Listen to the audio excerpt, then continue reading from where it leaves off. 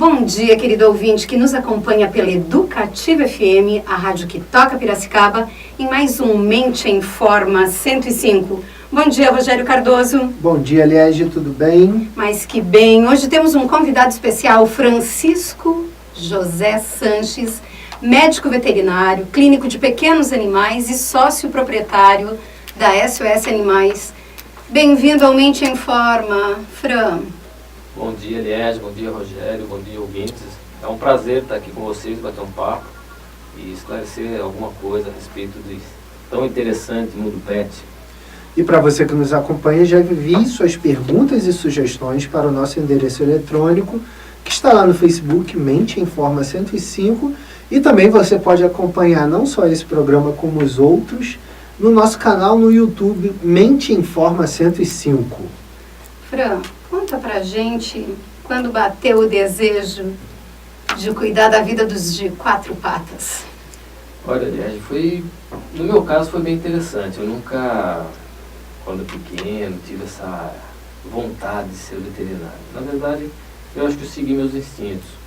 Eu venho de uma família de pescadores e caçadores, quer dizer, estava do lado de lá da moeda. E quando terminei o ensino médio, eu cheguei a prestar, na verdade, computação. Ainda bem que não passei, fui para um cursinho, e no cursinho vi que estava totalmente equivocado na minha escolha da área, né? Não era exato, pode ser algum. Descobri que era biológicas, e dentro da biológica, biologia, zootecnia, veterinária. Aí tive a sorte de ser orientado por um grande mestre, o Dr. Antônio de Oliveira Lobão, na época pesquisador do Sena, aqui em Piracicaba, que discorreu sobre as profissões e me convenceu que a veterinária englobava todas elas, né? Eu podia ser um biólogo sendo veterinário, eu podia ser um zootecnista sendo veterinário. E aí eu segui realmente as orientações dele e creio que me dei bem. Hoje sou muito realizado na minha profissão. Se não fosse músico, eu queria morrer de fome, né? Eu faria tudo de novo e continuaria sendo veterinário mesmo. Francisco, com essa importância que tem se dado, né, do mundo pet, pulga, carrapato, ainda são problemas comuns assim nos animais? Você pega muito isso ainda com animal vivendo em apartamento, em casa, essas coisas? Rogério, esse é um problema que dificilmente no país tropical ele vai ser erradicado. Hoje nós temos um arsenal enorme contra esses ectoparasitas, né, como chamamos. No entanto, o nosso ambiente, o nosso clima favorece muito e eles vão criando resistência, né? Como diria o Jorge Maltner, né, cada inseto tem um neto, tataraneto de outro inseto. E eles vão, quanto mais inseticida toma, sempre sobra um que vai ser resistente. Por isso a indústria sempre está lançando produtos novos. E hoje eu digo que é bastante tranquilo um manejo sustentável entre controle do ambiente, controle do animal, né? O que precisamos é não esquecer que não podemos destruir os parasitas naturais dos carrapatos, né? Que são os passarinhos, comedores de insetos, enfim. A intenção, penso eu, não é erradicar as pragas, sim conviver com pragas amigas, vamos dizer assim, né? Francisco, uma das tuas especialidades é a homeopatia. A homeopatia, ela tem eficácia no tratamento com animais? Como é que funciona essa lógica? Bom, na verdade o tratamento com animais com homeopatia é uma das formas de você explicar ou comprovar a efetividade dela. A homeopatia é uma ciência ainda de resultado. O que é isso? Você trata e vê o resultado no tratamento. Por se tratar de uma ciência que não trabalha com química, com moléculas, é muito difícil de você mensurar, quantificar e ela se encaixar nessas estatísticas que a indústria química e a farmacêutica utilizam. Então, ela é muito questionada e muito criticada justamente por isso. Mas a prova em que os animais respondem bem à homeopatia dar esse respaldo, é uma das formas de dar esse respaldo, porque no ser humano existe muito questionamento do efeito placebo, quer dizer, a pessoa ela quer tanto ficar boa que ela acaba ficando boa mesmo, daí não precisa nem de homeopatia, né? O contrário também vale, Sim, né? claro, perfeitamente. Mas o animal ele não sabe o que ele está tomando, né? Ele toma apenas, ele sabe o que é e melhora, né? Então funciona assim, no meu entendimento deveria ser o tratamento de primeira escolha, mas infelizmente não é. Normalmente os casos evoluem para homeopatia, quando nada dá certo ele vai para homeopatia. Mas, enfim... Eu tenho uma máxima, não sei se você compartilha ela, já falei aqui em certa ocasião também com o Rogério e com uma médica homeopata que nós entrevistamos, que eu acho que a psicanálise e a homeopatia têm algo em comum, elas são da ordem de uma experiência.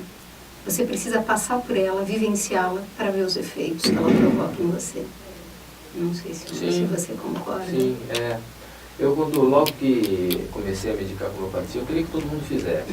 E me dei mal, porque não adianta. A pessoa que não está receptiva, eu acho que também a psicanálise é assim, se não estiver receptiva... Se não tiver abertura afetiva. Esquece, vamos tomar anti-inflamatório, antibiótico e vida que segue. Que também faz parte do arsenal que a gente tem. Sim. Eu sou partidário de uma medicina conjunta, né? Eu acho que não existe nada fechado. Acho que tem que trabalhar tudo junto. Francisco, outro dia eu estava assistindo o National Geographic, lá, aquele canal, né? E mostrou a domesticação dos animais que vem desde remotamente lá, que sobravam as comidas lá em volta da fogueira, e os lobos iriam lá, eles jogavam para os lobos, e aí os lobos viam que era mais fácil ficar vivo ali, comendo o resto dos humanos. E a minha pergunta vai no seguinte: os animais estão ficando cada vez mais sedentários porque eles eram extremamente ativos, né? E aí, com a domesticação dos animais, não só agora os cachorros e gatos, mas já tem porquinho da Índia, já tem até porco, né? A pessoa leva para casa como animal domesticado. Eles estão ficando mais sedentários? Sim, estão, porque é o mesmo movimento que acontece com o ser humano, né? Se você pegar um homem que vive no campo, as atividades físicas dele é totalmente diferente de uma pessoa que trabalha no escritório e vive num apartamento, né? Sobe de elevador, controle remoto, enfim. E a domesticação fez isso, né? Reduziu, restringiu as atividades, o espaço, os hábitos. O animal não precisa caçar, e caçar demanda um preparo físico. Na natureza, um animal que não tem o preparo físico, ele é simplesmente eliminado.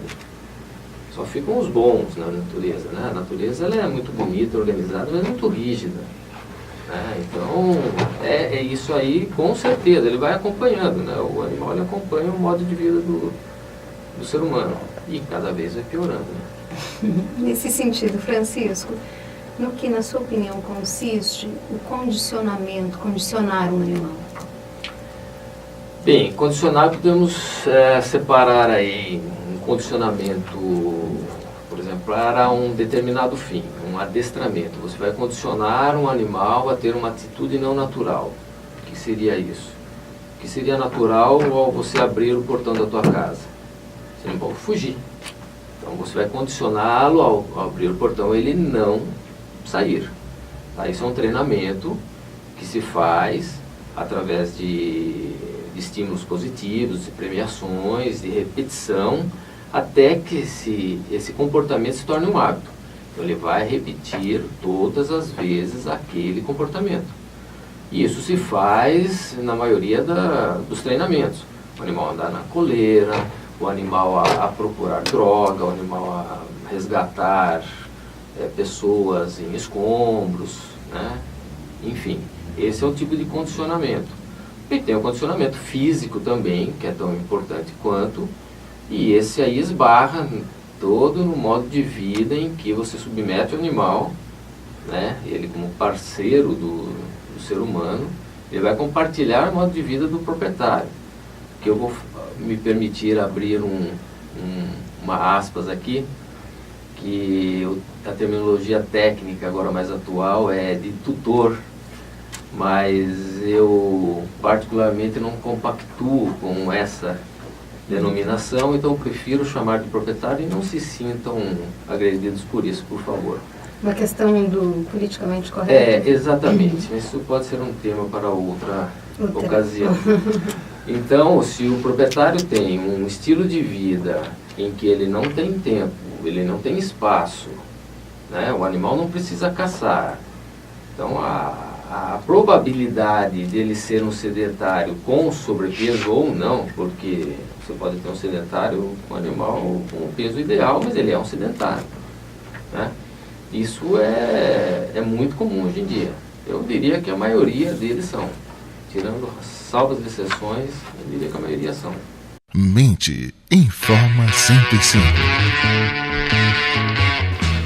Você está acompanhando pela Rádio Educativa FM, a rádio que toca Piracicaba, o programa Mente Informa 105, hoje entrevistando Francisco José Sanches, que é médico veterinário e sócio-proprietário da SOS Animal Clínica Veterinária.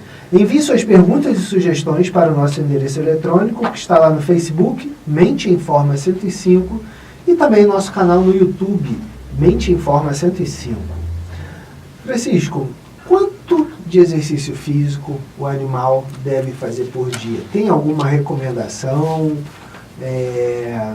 alguma coisa? Quanto que de caminhada que ele tem que fazer todos os dias?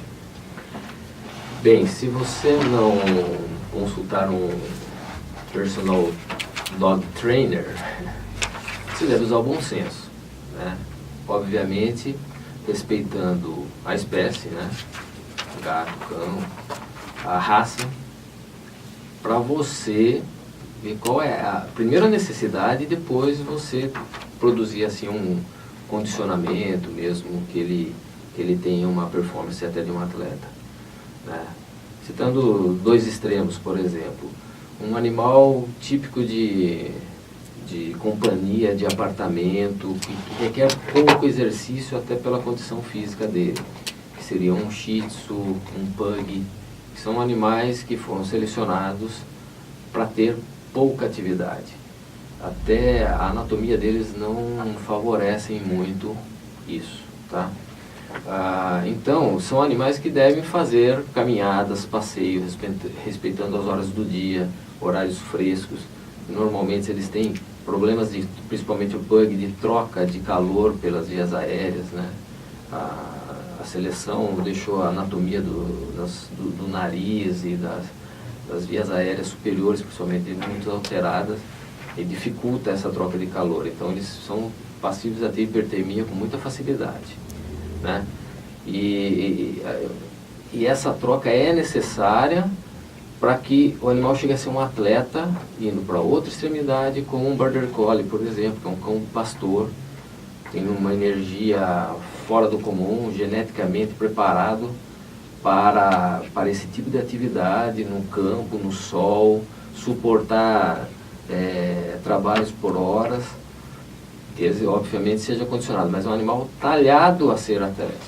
Então esse animal, ele precisa, além do treinamento para se tornar esse atleta, ele precisa gastar energia, senão ele acaba adoecendo de tanta ansiedade que ele fica guardada dentro dele.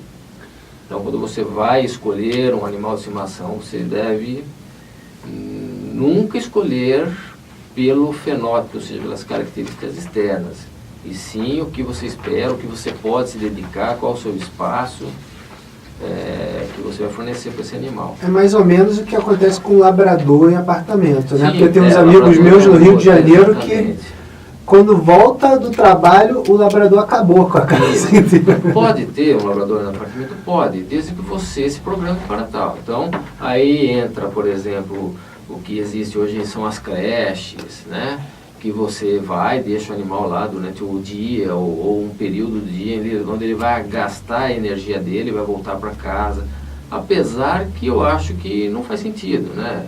Eu deveria escolher um animal compatível com o seu espaço. Mas enfim, tem o desejo de ter, então você tem que se preparar para isso.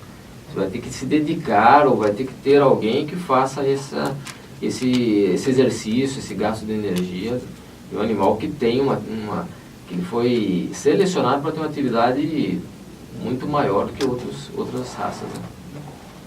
Francisco, Rogério, eu não sei se vocês compartilham de uma percepção que a gente está, isso pelo menos que alguns intelectuais e pensadores da pós-modernidade de hoje desenvolvem, que a gente está vivendo um tempo sem bússola, sem bula, né? Nossos valores, eles estão muito dialetizados, a gente está se sentindo muitas vezes perdidos, desde como ama, como trabalha, como educa filho. E uma percepção que eu tenho às vezes, Francisco, é que se perdeu também um pouco esse parâmetro em relação a como a gente cria animal. Né? Muitas vezes quase que querendo humanizar em demasia, em excesso, o animal. E aí a minha pergunta seria assim, quais os benefícios do condicionamento físico e mental para os pets, uma vez que eu acho que o que a gente tem feito às vezes é descondicioná-los, né? Indo muitas vezes na contramão do que é a própria natureza e instinto do animal. Não sei se você compartilha um pouco dessa percepção. Eu acho que é por aí, Liege. Nós estamos caminhando num mundo do tudo pode, né? Quer dizer, o dinheiro é meu, eu faço o que eu quero e ninguém está lá com isso, desde que não seja ilegal, imoral, enfim.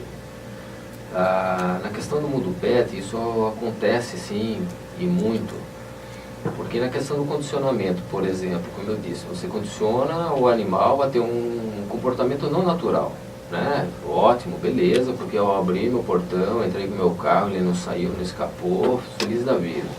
Só que você condiciona também ele ter comportamentos humanos não naturais, extremamente danosos até para a saúde dele e do próprio proprietário, que, no meu entender, está havendo uma inversão de valores, né? Às vezes as pessoas não entendem bem o que eu digo, assim, que os animais estão aqui para nos servir, e não o contrário, né? Porque se fosse o contrário, se for pensar só pelo animal, não deveríamos ter domesticado. Eles nasceram animais que vivam sobre as regras da natureza, como eu disse anteriormente, que é tudo muito arrumadinho, mas são muito rígidas. Né? Ninguém cuida de animal mal formado, animal velho. Se ele perde a hierarquia no grupo, ele é eliminado. A morte na natureza não é bonita, né? Então, essa humanização traz inseguranças e até somatizações de doenças que complicam muito até o nosso dia a dia, né? Existe uma dependência não só física, né, da presença física, mas uma dependência emocional mesmo, de ambos os lados. Isso é um limite muito perigoso, eu acho, né? A gente vê relatos, às vezes, de pessoas que sofrem mais, né, com a perda de um cão do que um ente querido da família. Isso para mim é meio complicado. Então, essa humanização, né, e o condicionamento a comportamentos humanos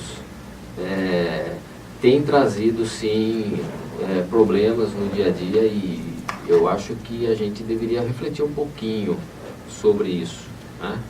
Francisco, em cima disso que você falou, qual o perigo que pode existir do animal dormir junto na cama com o proprietário lá, né? Então, assim, a idosa que tem vários gatos e aí dorme vários gatos juntos na cama com a idosa, que ela nem tem espaço para ela, para os gatos. O cara que dorme com um labrador na mesma cama, sabe? Acorda com a lambida na cara, tal. Tem alguma doença que pode desenvolver, alguma coisa assim? Eu não sei, eu fico pensando nesse sentido da questão higiênica, assim. Então, esse é o menor dos problemas, Rogério. A vitamina S, ela está presente no convívio com os animais, tá? Porque por mais que você mantenha uma distância, uma lambida você toma, e o animal, ele faz a higiene pessoal dele com a boca. Ele lambe os genitais, ele lambe o ânus e depois te lambe a cara, entendeu? Você brinca com ele, você vai comer alguma coisa, não tem bem como a gente escapar de um possível contato. Agora, se você me perguntar qual a incidência dessa contaminação trazer algum malefício para o homem, eu diria que é muito pequeno e em casos especiais. Em pacientes imunossuprimidos, em grávidas, que também está com a imunidade baixa, em pessoas idosas, enfim, são uma classe de pessoas que teria que tomar mais cuidado. Então, esse contato mais íntimo, e a cama acaba porque você tem o contato não só de pele, do rosto, enfim, a cama em si já é um ambiente mais propício para que as bactérias, fungos progridam. E esse contato é o menor, esse risco é o menor de todos. Mas a dependência afetiva é que me preocupa mais, né? No caso do gato, é um animal de hábitos solitários, mas ele gosta também da companhia, né? Então você mesmo relatou que existem realmente situações dos gatos gostarem de dormir junto. E isso é um fato. Não deveria ser, mas eles se adaptaram bem. São hábitos solitários, mas eles gostam de dormir junto também. Agora o cão não, o cão é matilha. O cão, ele precisa entender qual a posição dele na matilha. Então, a partir do momento que você dá sua cama para ele dormir, ele já, subiu um degrauzinho na hierarquia. Eu sou igual ou estou quase ali, você entendeu? E depois, a Liege também, não sei se ela concorda, existe uma dependência afetiva do proprietário em relação àquela companhia na cama, né? E quando há essa separação, há sofrimento para os dois lados, né? Motivo de viagem, uma doença, seja lá o que for, é muito sofrido para todo mundo. Então você tem animais, por exemplo, com ansiedade por separação. Ele tinha uma relação que a gente chama de simbiose até com o proprietário, onde se um sair, o outro morre. Essa é a relação de simbiose, né? Não de mutualismo onde os dois estão ganhando, é de simbiose. A hora que essa relação é cortada, o animal adoece, ele não consegue ficar sozinho. Eu já tive casos extremos, o animal acaba morrendo porque se enroscou numa cadeira lá, ficou pendurado e morreu. Porque o proprietário precisou sair numa emergência, se não me engano era um óbito. E o animal que nunca ficava sozinho, acabou ficando sozinho. No desespero ele se enroscou lá, enfim. Então, dar a individualidade para o animal, apesar de ele ser de matilha, promover que ele saiba ficar sozinho, ele saiba dormir sozinho, é interessante para um amadurecimento psicológico até mesmo dele. Então não se preocupe com a vitamina S, pode continuar dormindo com seus gatos, Rogério. Não era você. Mente Informa 105. Você está acompanhando pela Rádio Educativa FM o programa Mente Informa 105, hoje entrevistando Francisco José Sanches, que é médico veterinário e também sócio proprietário da clínica SOS Animal. Envie suas perguntas e sugestões para o nosso endereço eletrônico que está lá no Facebook, Mente Informa 105, e também acompanhe no YouTube o nosso canal com todos os programas Mente Informa 105. Francisco, voltando um pouquinho, como finalizamos o último bloco, sobre esse excesso na humanização dos nossos pets, qual seria um bom exercício? Se é que a gente pode dizer que existe uma boa medida, um padrão, porque eu acho que é a responsabilidade de cada um inventando isso, se havendo com isso no seu cotidiano. Mas, na tua opinião, qual um bom exercício para a construção desse vínculo emocional e da relação afetiva de cooperação, de amizade entre animal e proprietário? Eu acredito que seriam os exercícios onde os dois participam, tá? Exercícios que podem ser feitos dentro de casa, fora de casa, né? Dentro de casa, os de bolinha, de pegar objetos e trazer.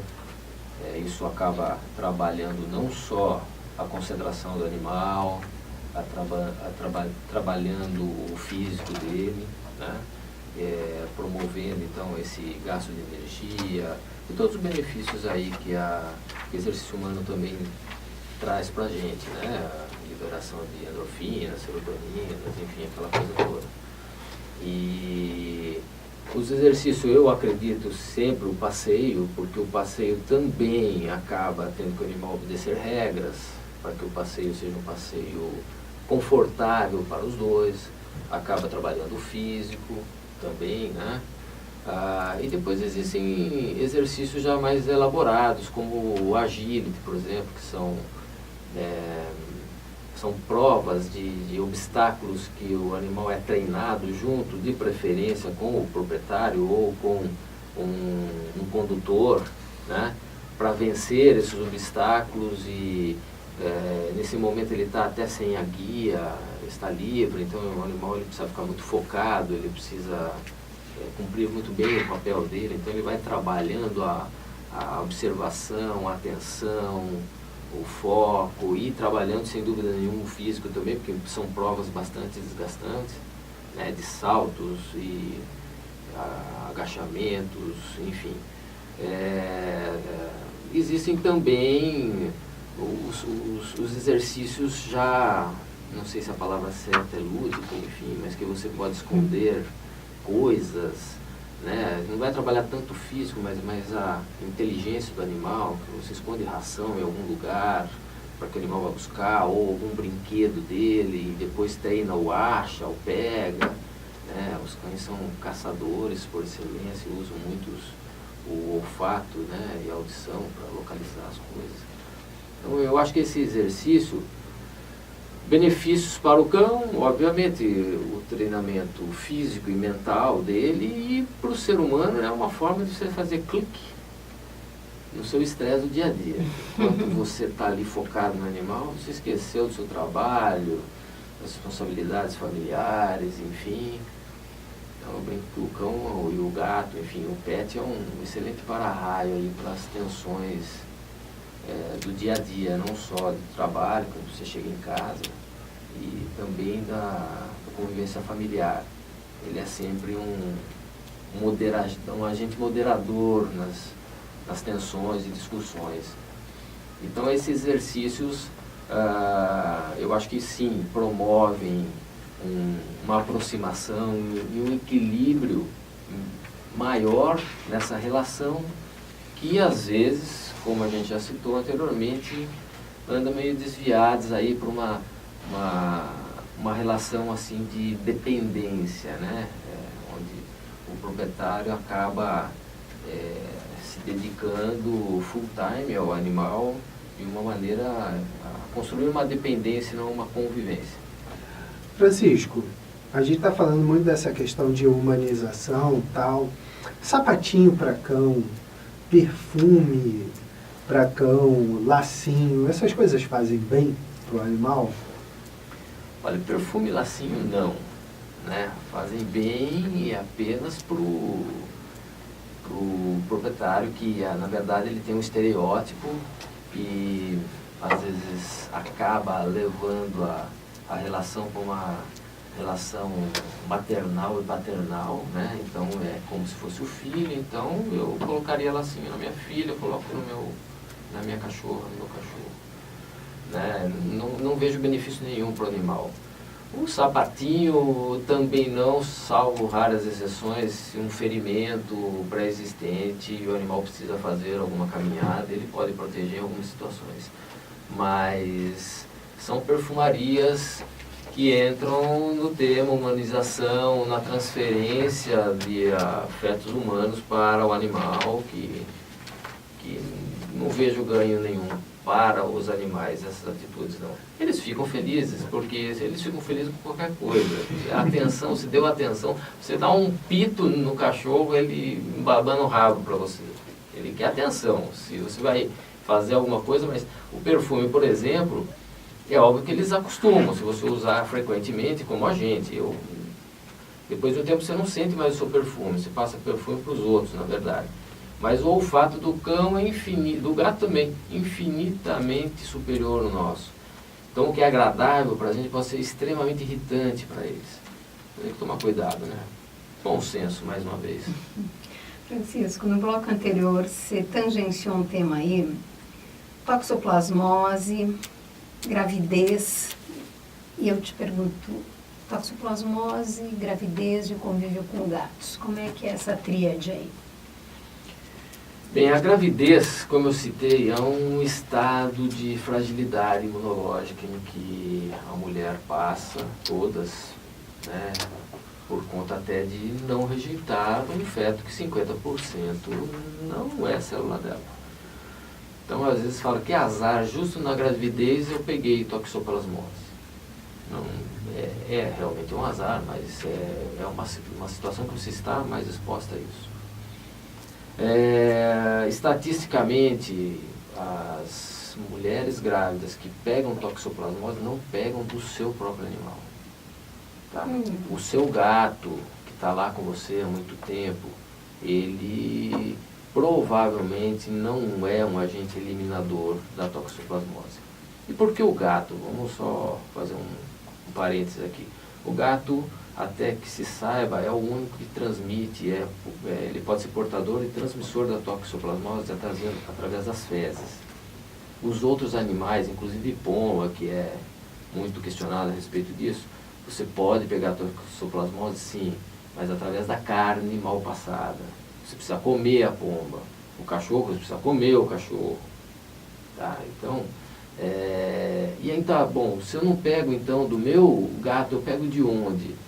A maior fonte de contaminação é a pessoa suscetível fazendo uma jardinagem onde há fezes que veio num adubo ou fezes de gatos de rua que defecou ali no seu jardim, e você vai remover porque a toxoplasmose ela precisa que as fezes se ressequem, fiquem um tempo no ambiente. Se você recolher a fezes dos seus gatos fresca todo dia, essas fezes, mesmo que o animal tenha, ela não é contaminante, ela precisa de um tempo no ambiente para se transformar numa forma contaminante. Comida por quilo numa verdura mal lavada, tá? Então, o grande vilão não é o animal de casa. Então, não precisa se isolar do seu animal, desde que, obviamente, ele esteja com bons cuidados, não seja um frequentador de rua, né? Não precisa tomar cuidados básicos de higiene, como a gente citou lá atrás também, porque o animal convívio próximo, as lambidas e tudo mais pode trazer alguma contaminação extra, e não a toxoplasmose em si. Francisco, há novas especializações na área da medicina veterinária, como cardiologia, fisioterapia, nutrição, até para animal, né? Isso tudo faz diferença na longevidade dos animais?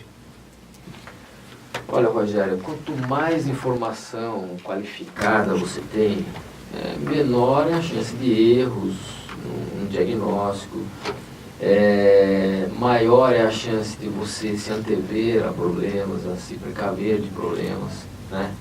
Como na medicina humana, a medicina veterinária está caminhando para isso também.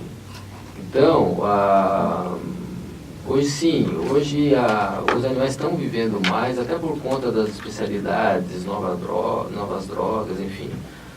O médico generalista, ele daqui a pouco vai ficar, como é o meu caso, vai ficar mais raro, já está ficando. Porque isso é uma pena, né?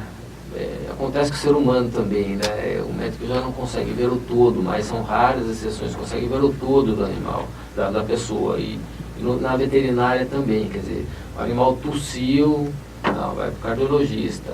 Ele está com um problema, vai para o nefrologista, dermatologista. Isso acaba sectarizando muito, repartindo muito o animal, e acaba que, bom, a gente que tem uma formação de homeopatia sabe que os problemas vêm de um distúrbio anterior e ele só vai somatizar de acordo com a individualidade de qualquer um. Então, se você não entender a origem desse problema, que pode ser um problema genético, pode ser um problema em decorrência da idade, né? O animal está velho, ele está tendo problemas inerentes da idade que não tem o que fazer, né? Tem que encarar. Agora, pode ser um problema comportamental.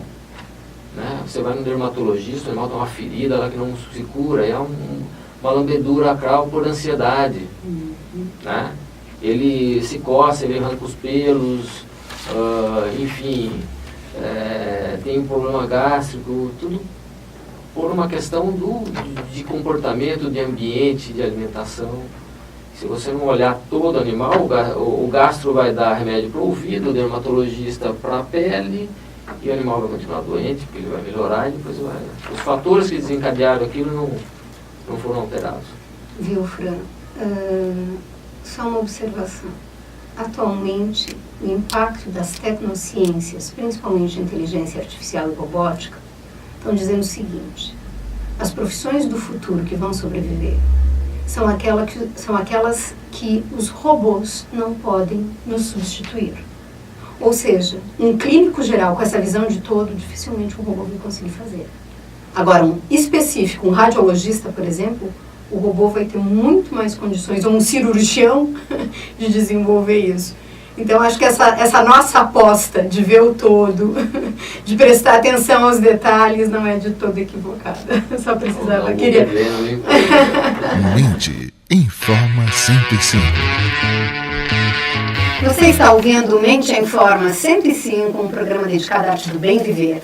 Hoje entrevistando Francisco José Sanches, médico veterinário, clínico de pequenos animais e sócio proprietário da SOS Animais.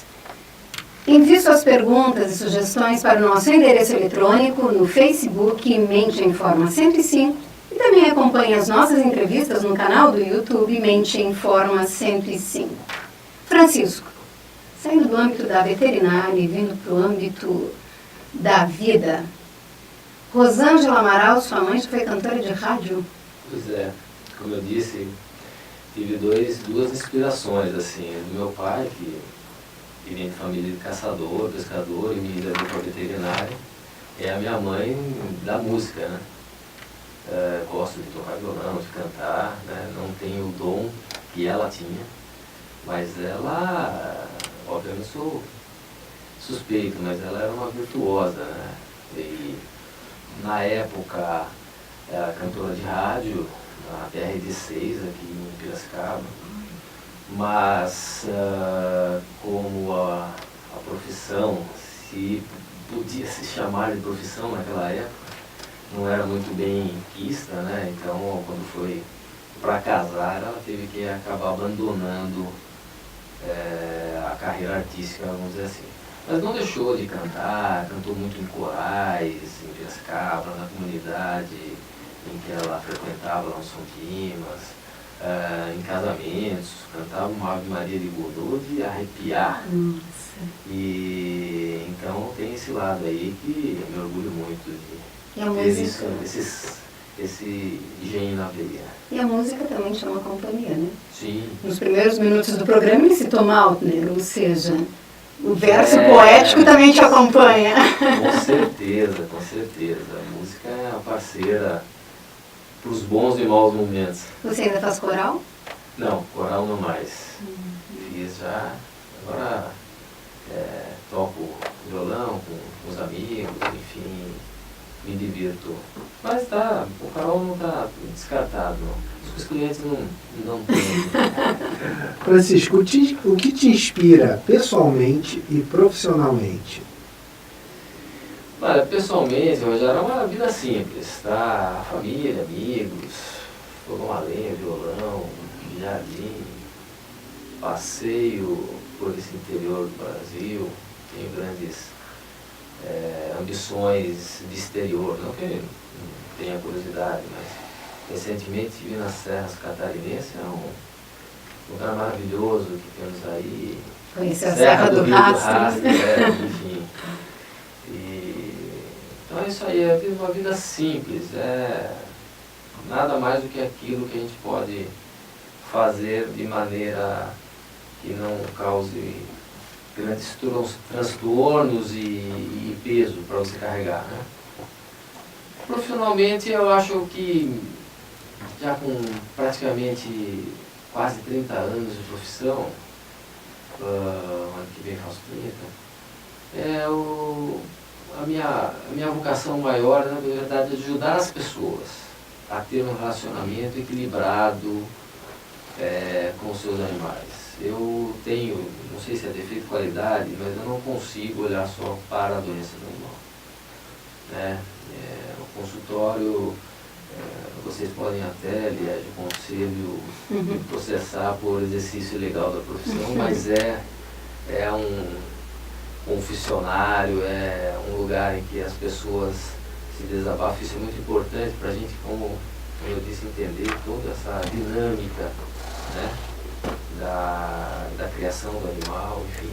Então, esse é o meu objetivo, é ajudar as pessoas a ter uma relação saudável, equilibrada, sem exagero.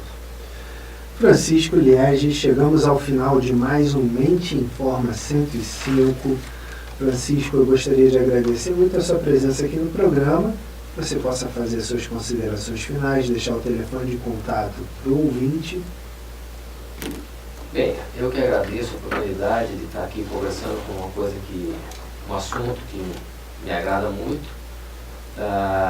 Nós temos uma clínica que fez esse ano 26 anos, que é a SOS Animal, minha parceria com o Rodrigo desde o começo, é meu sócio. Temos a Cristiane, que trabalha com a gente também lá, toda a equipe, Rosana, Bruno e Giovana, e está lá à disposição para atender e fazer esse serviço que a gente tentou passar aqui para vocês. Todos trabalham mais ou menos nessa mesma linha, tá? O endereço é Rua Barão de Piracicamirim, 1450, o telefone 3433-1179. Estamos lá à disposição de vocês. Fran, muito obrigado pela sua presença. Você, querido ouvinte que nos acompanhou, obrigado pela sua companhia. A nossa ficha técnica contou com a programação musical de Liege Lise. Edição técnica de Marquinhos Ferreira. Convidado Francisco José Sanches. Apresentação de Liege Lise e Rogério Cardoso. E direção geral de Eduardo Castro. Tenham todos um feliz sábado. Até a próxima.